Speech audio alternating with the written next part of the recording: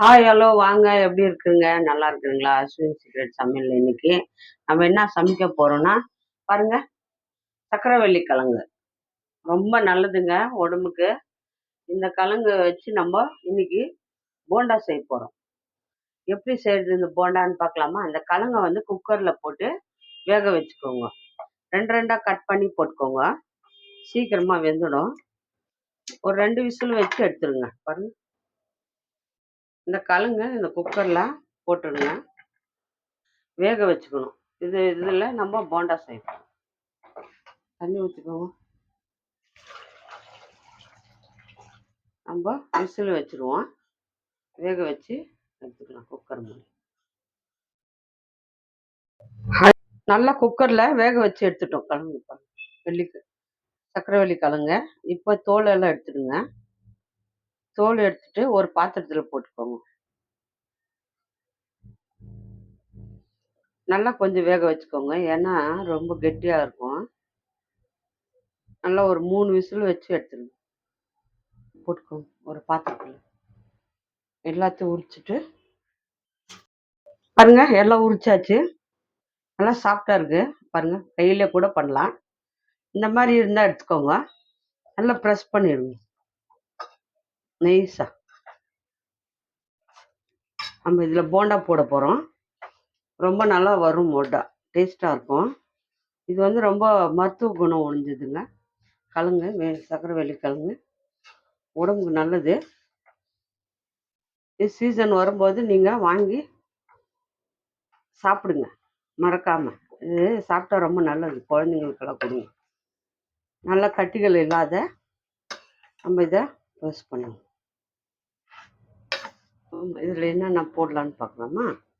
பாருங்கள், நல்லா வந்து கட்டிகள் இல்லாத இந்த மாதிரி இருக்குது. இந்த மாதிரி பண்ணிக்கணும். பாருங்கள், சின்ன வெங்காயம் கொஞ்சம் ஒரு 10-20 வெங்காயத்துக்கு நல்லா பொடியாக நறுக்கி வச்சுக்கிறேன். சின்ன வெங்காயம் போட்டுங்கன்னா போண்டா இன்னும் டேஸ்ட்டாக இருக்குங்க. சின்ன வெங்காயம் போட்டுக்கோங்க. இப்போ எந்த வெங்காயம் இருந்தாலும் ஓகே. சின்ன வெங்காயம் தான் போடணும், இல்லை பெரிய வெங்காயம் இருந்தாலும் போட்டுக்கோங்க, பரவாயில்ல. ஒரு 2-3 வெங்காயம் போட்டுக்கோங்க கட் பண்ணி. கடலை மாவு அரை கப்பு போட்டுக்கோங்க.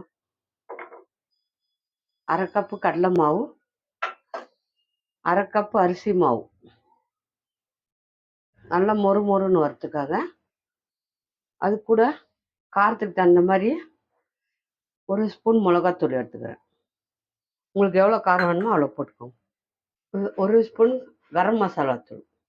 அதுக்கு தகுந்த மாதிரி சால்ட்டு போட்டுக்கோங்க. கொஞ்சம் கருவேப்பிலை போட்டுக்கோங்க. நான் போடல, நீங்கள் வேணா போட்டுக்கோங்க.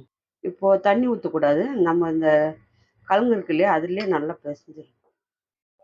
நல்லா அறுத்து கொடுத்து அந்த ஈரப்பதம் கிழங்குலேயே இருக்கும்.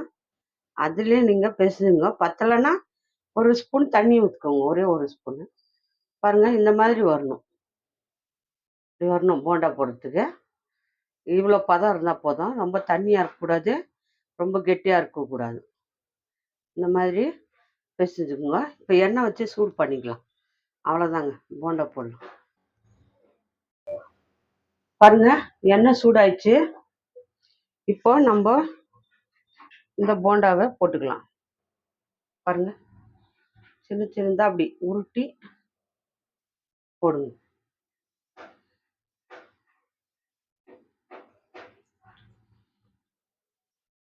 இதில் உப்பு காரம் எல்லாம் டேஸ்ட்டாக இருக்கும். அது கிழங்கு அப்படியே வேக வச்சு சாப்பிட்டீங்கனாலும் நல்லது தான். அது வேக வச்சுட்டு அப்படியே சாப்பிட்லாம், நல்லாயிருக்கும். இது வந்து என்னென்னா கொஞ்சம் காரம்லாம் போட்டு இருக்கணும், வெங்காயம்லாம் நல்ல டேஸ்ட்டாக இருக்கும் இது. அதனால இந்த மாதிரி செஞ்சு சாப்பிட்லாம். அப்படி சாப்பிட பிடிக்காதவங்க போண்டா செஞ்சு சாப்பிடுங்க, ரொம்ப நல்லாயிருக்கும். ஏன்னா அந்த கிழங்கு வந்து உடம்புக்கு நல்லது.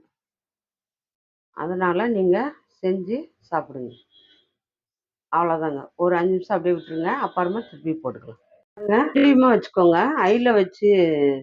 ஐயில் வச்சா உள்ளே வேகாது.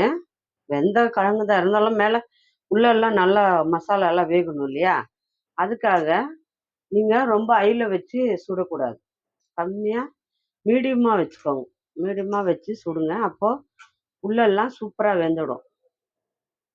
பாருங்க எவ்வளோ அழகாக நல்லா வருது பால்ன்ற போண்டா.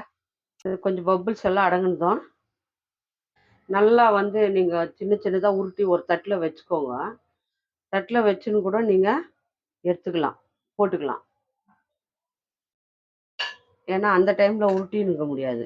அதனால நீங்கள் மேலே மொறு மொறுன்னு உள்ளே சாஃப்டா வரும். நல்லாயிருக்கும். எண்ணெய் கூட இழுக்காதுங்க. உங்களுக்கு பாரு எண்ணெய் ஒரு டிராப்ஸ் கூட இழுக்காது. அப்படியே செஞ்சுக்கலாம் நீங்கள். இப்போ நான் உருட்டி வச்சுக்கிறேன். பாருங்க நான் உருட்டி வச்சுக்கிறேன். கொஞ்சம் கொஞ்சமாக உருட்டி போட்டுருக்குங்க. ஏன்னா அப்பப்போ உருட்டிட்டு இருக்க முடியாது. அப்படியே உருட்டி போட்டுருங்க. பாருங்க எல்லாம் போட்டா சுட்டாச்சு. சூப்பராக வந்திருக்கு பாருங்க. சக்கரவள்ளி கிழங்கு போண்டா எவ்வளோ டேஸ்ட்டாக இருக்கும் தெரியுங்களா? நல்லா சூப்பராக வந்துக்குது. மேலே பாருங்க மொறு மொறுன்னு இருக்கு. உள்ளே பார்த்தா சாஃப்டா இருக்குதுங்க. நல்லா சூப்பராக வந்துக்குது போண்டா.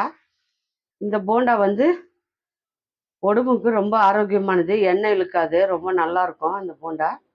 போண்டா யார் யாருக்கு பிடிக்குமா சக்கரவள்ளி கிழங்கு போண்டா லைக் பண்ணுங்க, ஷேர் பண்ணுங்க, கமெண்ட் பண்ணுங்க. மறக்காத அஸ்வின் சீக்ரெட் சமையலை சர்ப்ரைஸ் பண்ணுங்க. இன்னொரு டிஷ்ல பார்ப்போம்.